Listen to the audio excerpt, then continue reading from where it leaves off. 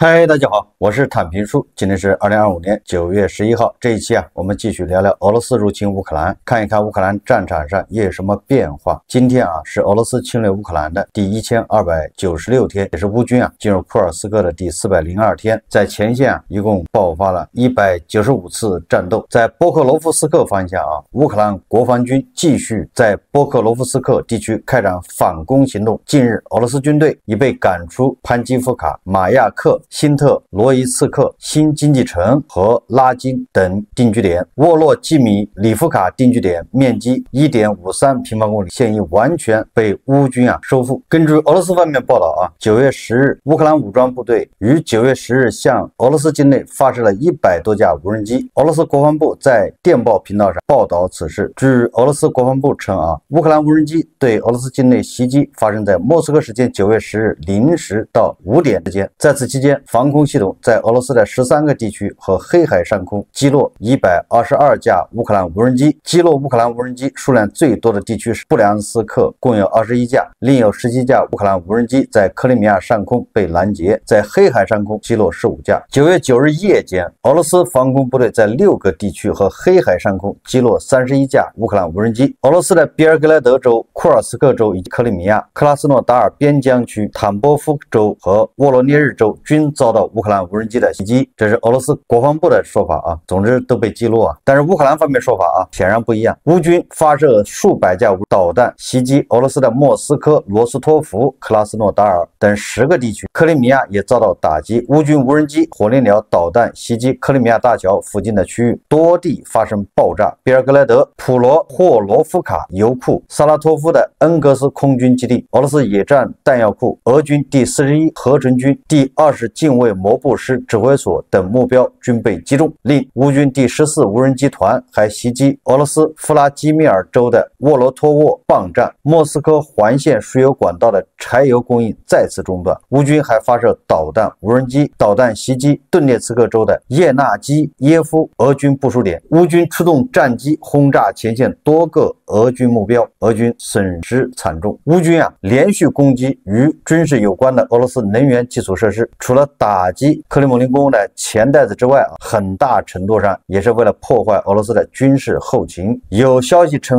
俄军正在尽全力向前线运送燃料，即便是运送燃料的列车被连续打掉几列，依然继续工作。克里姆林宫和俄军总参谋部在失败的夏季攻势后，依然寄希望于即将开始的秋季攻势，试图毕其功于一役，争取为谈判争夺更多筹码。另一方面俄军的燃料供应如此困难，俄罗斯平民的这个燃油供应那就更加艰难，难上加难尤其是乌克兰备战领土靠近乌克兰边境的俄罗斯地区，在备战的顿涅茨克和卢甘斯克，大部分加油站已经停止营业，没有可加只能停业。少数加油站的汽油价格高达每升90卢布，约合人民币7.6元，并且是每辆车限量供应。黑市上则能买到更多的汽油，但价格高达每升200卢布，约合人民币17元每升。燃油短缺和价格上涨进一步推高本来就因通胀而不停涨价的生活必需品价格。2025年黄油价格上涨35%，牛肉价格上涨25%，面包价格上涨18%。这个持续战争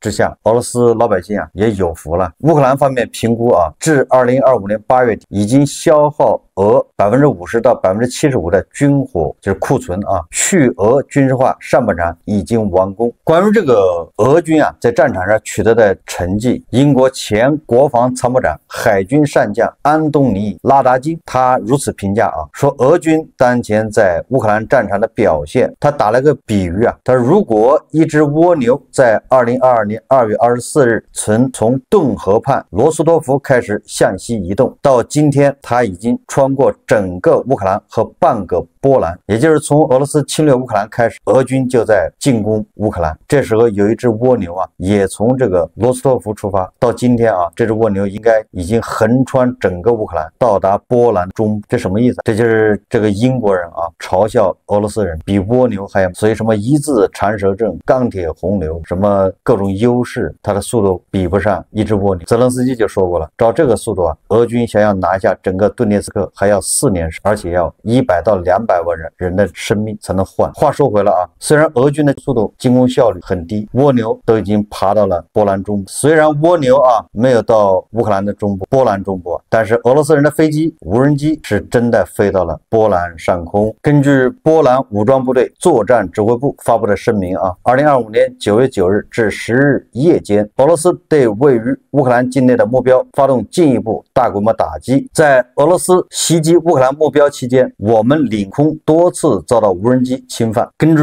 波兰人的说法啊，至少有20架俄罗斯无人机飞入波兰，波兰的卢布林维尔基镇的民宅和汽车受损。波兰的 F-16战斗机、荷兰的 F-35战斗机、意大利的预警机以及北约联合操作的空中加油机纷纷起飞，拦截并击落这些无人机。事后，欧盟多个国家发声，斥责俄罗斯对欧洲的挑衅，声称要和波兰团结一致。这个乌克兰总统泽连斯基说啊，俄罗斯在星期二，就是9日晚上发动的袭击，共使用约415架无人机和40多枚导弹，其中至少8架无人机瞄准了波兰，不是1架，所以这不能说是个意外，至少有8架这种自杀式无人机锁定波兰。泽连斯基指俄罗斯无人机飞越波兰对欧洲来说是一个危险力。波兰总理图斯克表示啊，大量俄罗斯无人机侵犯了波兰领空，构成直接威胁的无人机已被击落。北约发言人表示，北约秘书长吕特已与波兰领导层保持联系，北约正在与波兰密切磋商。波兰最大机场叫华沙肖班机场，在重新开放前关闭了领空数小时。机场表示，全天将出现航班中断和延误。波兰东部城市卢布林的机场仍然关闭。那对于这个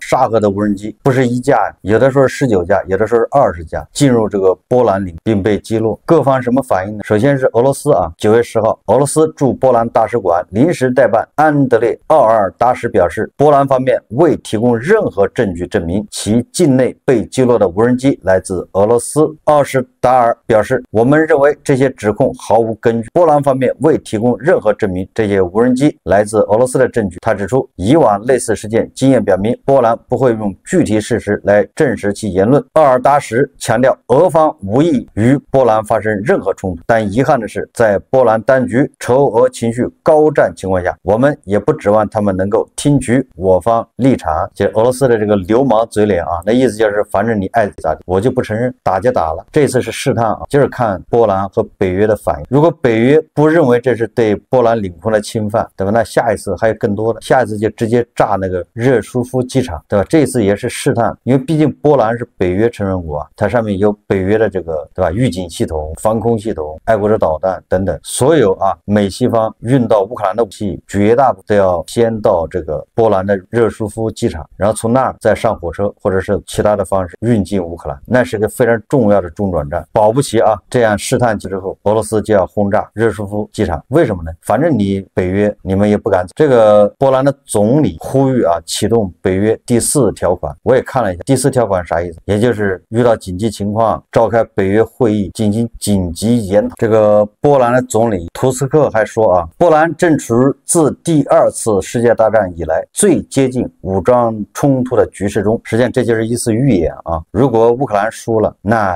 波兰就会紧随其后啊，也会遭到俄军的打击。这只是一个预前奏。德国总理舒尔茨已经说过了，俄罗斯进攻波兰啊，进攻乌克兰只是开始。开源情报分析师沃尔斯基认为，俄罗斯人在普京的命令下故意让无人机穿越波兰，以测试波兰武装力量的能力和决策链，实际上也是在测北约反应的这个能力和他的态度。对于这个东欧这个国家啊，该来的迟早要来，怕是没有用，躲也是躲不掉的啊。如其这样唯唯诺诺、瞻前顾后，不如啊豁出去支持乌克兰，彻底打败俄罗斯，拖垮俄罗斯，对吧？以斩除这个心头大患。断。这个德国人啊，显然已经明白了这个道理。近日，德国国防部长皮斯托雷乌斯表示啊，德国将启动一项新倡议，以支持乌克兰武装部队对俄罗斯境内目标实施远程袭击行动，也就是德国现在公开支持啊乌克兰打击俄罗斯纵深进行远程袭击。那德国老规矩啊，绝不是嘴上说一说，当他宣布出来的时候，实际上钱就已经到位了。作为该计划的一部分，德国将出资3亿欧元，用于在乌克兰境内生产远程无人机啊，这个是专门生产那种能飞1000公里以上的无人机，这是专项自己。皮斯托雷乌斯还宣布，德国将向乌克兰提供首批爱国者防空系统的导弹发射器。9月8日，德国军工企业莱茵金属公司与乌克兰签署合同，向乌方提供用于对抗无人机的机动。合同明确指出，乌克兰将在今年年内收到首批武器装备。这个德国说啊，查获一艘俄罗斯的特工船，德国警方因怀疑斯坎拉克号为俄罗斯从事特工活动，而在基尔港对其进行了搜查，并在其上发现了特工设备。据初步了解，该船用于发射无人机，对驻扎在基尔的德国舰队进行拍摄。船上的船员全是俄罗斯人，目前他们已经被拘留。警方还搜查了该船的吃水线以下，有迹象表明该船也可以被用于发射水下无人机。也就是换一种说法啊，俄罗斯和德国之间擦枪走火，这个是剑拔弩张，气氛啊越来越紧。这个乌克兰对俄罗斯境内目标，就是远程目标啊，成功打击，获得了盟友的实际支持。英国国防大臣希利刚刚在伦敦的拉姆施泰因会议上宣布，未来12个月内，英国将制造数千架远程无人机，并将其交付给乌克兰。英国成为公开报道中继德国之后第2个支持乌克兰远程袭击项目的国家。这个欧盟委员会主席冯德莱恩宣布啊，将利用被冻结俄罗斯资产产生的收益，设立一项价值60亿欧元的对乌无人机联盟计划。该计划旨在扩大无人机生产规模，帮助乌克兰在面对俄罗斯日益增长的工业产能时保持战场优势。什么意思？实际上这一次啊，拉姆施泰因援乌会议啊，主要重点就是要帮乌克兰生产远程的无人机。这个远程无人机专门打击俄罗斯境内的目标，尤其是德国啊，德国是立即额外拿了3个亿欧元出来，就专门生产远程无人机。那这个英国呢，那就更了不得了啊！英国这一次啊，据说啊，是他这个3年多以来单笔啊最多的一次援助，就是45亿美元。那这个钱主要是用来生产远程无人机啊，据说要生产10万，这什么概念？那这个欧盟啊是要出60亿欧元，英国的45亿美元和欧盟的这个60亿欧元，它都来自于俄罗斯被冻结资产它的收益，也就是用俄罗斯人的钱来援助乌克兰生产远程无人机，专门打击俄罗斯纵深目标。那咱们估算一下啊，他说一共要10万架远程无人机，你假如一天发射1000架，那也要连着发射100天呢，这是什么一个情况？俄罗斯人能扛得住？不要考虑俄罗斯的防空系统啊，他们俄罗斯境内的防空那就是个摆设。所以说可以预见啊，将来这个俄罗斯是要被炸成筛子，一片废墟啊！前几天咱们就说了啊，你俄罗斯可以轰炸这个乌克兰，把乌克兰全覆盖，没有关系，对吧？作为对等还击啊，乌克兰也可以全部覆盖俄罗斯，至少是乌拉尔山以，对吧？它的重心啊就在乌拉尔山以，全范围覆盖，大家都别过，互相炸。那吃亏的是谁呢？吃亏的就是俄罗斯啊，因为乌克兰它完全靠外援，就是靠美西方援助，对吧？然后它自己的兵工厂还好多设在欧洲，不影响它生产。而俄罗斯呢，每个地方都在乌克兰的打击之下。这个加拿大的国防部长麦金蒂确认，将在年底前向乌克兰交付50辆装甲车，目前已有8辆运抵波兰，并正在转运乌克兰，其余42辆将于年底前完成移交。根据这个英国金融时报和路透社披露，当地时间周二，美国与欧盟高级官员在华盛顿举行的一场意在通过极限施压俄罗斯结束俄乌冲突的会议上，美国总统特朗普提出了一个超乎寻常的要求，他想让欧盟对购买俄罗斯能源的印度这2个大国都加征100%关税，以施压俄罗斯尽快结束俄乌冲突。2家英国媒体均表示，这一消息得到了多名欧美官员确认。根据这个媒体说法啊，他说虽然美方在会谈中表示美方也会对印度和印度采取类似的行动，但从两家媒体披露的情况看，美方意图是让欧盟充当马前卒，先去和印度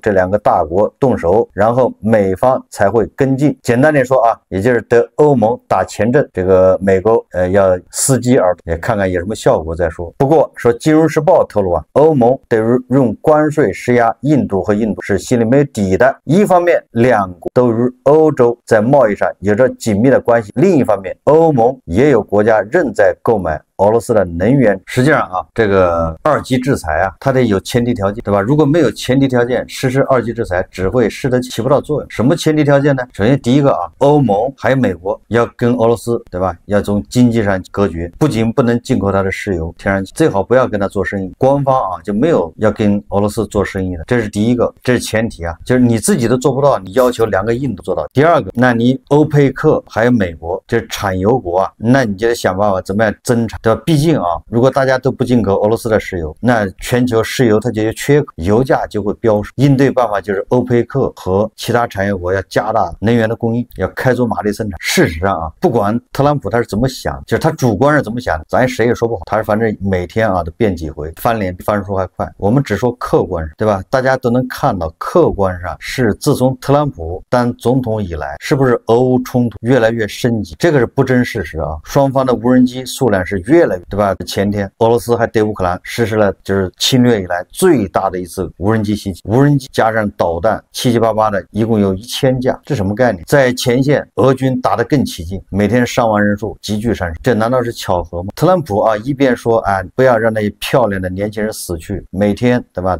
双方都要死1000人，一个礼拜都要死好几千人，我们要把它战争停下来。他这个说法是好的，但事实上呢，在他的干预，每天死的人更多，战还没有停下来，死的人却增加，而且这个战打得越来越激烈。你不能不说这跟特朗普有关系。这个拜登在台上的虽然他不搭理普京，也没有飙什么狠话，但是对吧，双方的这个战争烈度没有今年特朗普上台以后这么大，所以我们只能说某种程度上啊，特朗普的上台是鼓励了普京加仓，普京加大力度，普京坚定了胜利的信念，所以普京才会在谈判桌上得寸进尺。你看昨天居然用无人机，对吧，20架飞入波兰领，这不就是战争的外衣？这就是对北约的试探，看看你北约有什么脾气，这就是升级啊。这个普京就要知道特朗普的态度。特朗普虽然敢对伊朗动手，敢对胡塞武装动手，你敢不敢对普京、对俄罗斯动手？普京料定特朗普没这个胆，所以你看这次无人机啊进入波兰就是一个目前啊北约的态度就是美国态度啊，至少现在北约这个主心骨顶梁柱那还是美国。所以说特朗普如果还有那么一点自知之明的话，他应该会对普京的所作所为感到愤怒，因为这打的是他的脸。有那么一个总统天天喊着和平上蹿下跳，但他的结果是死的人越来越多，这个怎么解释？最后我们再看看啊，这个普京啊9日向俄罗斯联邦武装力量总参谋长这个特别军事行动总指挥瓦列里·格拉西莫夫授予勇勋章，最好是梁静茹啊献歌一曲。这个格拉西莫夫啊已经70岁了，按理来说应该退休了，结果还在前线啊，也不知道他的下场会是什么。虽然普京授予他勇气勋章，到底是为了表彰他的勇气，还是给他发了一个通往审判台的通行证呢？会不会被当战犯进行审判？这个咱们可以拭目以待啊。那这是侵略的总指挥，对于那些千万万个俄军士兵来说就没有这么好的待遇了。媒体报道啊，这个9月9号，37岁的阿扎马特·伊斯卡利耶夫啊，这个俄罗斯人呢，曾经因杀妻入狱，但在乌克兰战场获得赦免自由，也就是他从监狱里面啊直接去参加雇佣军了，然后活过了6个月，他就获得了这个赦免还有自由。这位叫伊斯卡利耶夫重返社会，却在去年10月以60多刀的残忍杀害拒绝他的前女友，就再一次杀人。今年7月，他因2度杀人被判处19年重刑。为什么要说这个叫伊斯卡利耶夫呢？实际上他就是整个从乌克兰前线归来的俄军士兵的这么一个画像。他大量的叫伊斯卡利耶夫这样的人，实际上给俄罗斯斯带来了巨大的社会挑战。当数十万战斗过的士兵，包括那些被赦免的重刑犯陆续返回俄罗斯，社会安全与政治稳定将承受压力。也就是一旦俄罗斯和乌克兰停火不打了，那么现在在乌东前线上百万的俄军士兵要回归俄罗斯社会，俄罗斯社会如何接纳这些人，对吧？有的是重刑犯，有的是为了钱去打仗，穷啊，很多贫困家庭啊就怂恿自己的丈夫或者是儿子或者弟弟到前线去，他们先拿一笔这个叫什么报名费，几十万卢，然后每个月还有高薪，那个工资啊绝对是俄罗斯平均工资的，对吧？2-3倍，死了还有抚恤金，所以妥妥的一个，对吧？死了他一个，幸福全家人。但这些人一回来呢，他们还有什么战争综合症，如何安置这些？还有大量负伤的，对吧？缺胳膊少腿的，断腿的，各种受伤，又该如何接纳的？俄罗斯学者们警告，乌克兰战争的烈度和规模远超当年的阿富汗，退伍潮可能比90年代的阿富汗归来者更具冲击力。正如一位专家所言，人数更多，冲击更惨烈，俄罗斯可能迎来一段真正的动荡时光。所以一旦俄乌停火，普京会面临着真正的考验。而前苏联啊，就在阿富汗战争啊考验中失败，最终解体。我想啊，目前俄罗斯很有可能重蹈覆辙。俄罗斯经济本来就是千疮百孔，只要欧盟啊继续制裁俄罗斯，俄罗斯经济是好不了的。完了，你还要容纳，对吧？这上百万退伍军人，这些人都是问题人士。好，这期节目我们就聊到这里，感谢大家。如果喜欢我的节目，欢迎订阅、转发，也可以在下方留言评论。谢谢大家。